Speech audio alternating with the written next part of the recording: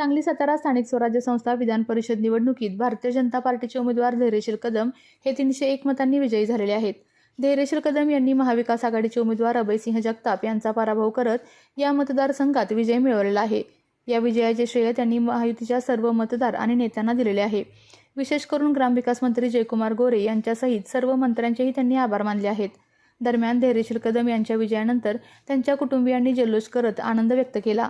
धैर्यशील दादांच्या विजयाचा विश्वास पहिल्यापासूनच होता। भाजपच्या नेत्यांनी दाखवलेला विश्वास या ठिकाणी सार्थ ठरल्याचा आनंद देखील त्यांच्या कुटुंबियांनी व्यक्त केलेला आहे। खूप आनंद होतोय, खूपच आनंद होतोय। दादांनी खूप संघर्ष केला, जिद्द चिकाटी आणि पक्षाच्या सर्व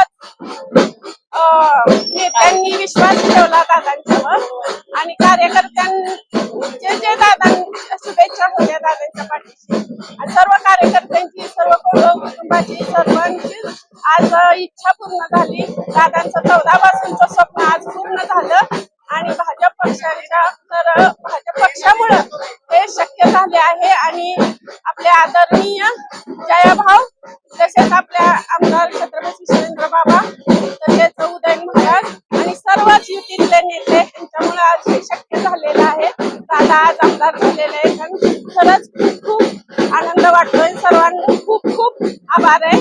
दादांना आमदार केल्याबद्दल सर्वच नेते मंडळींचे खूप खूप आभारी आहे।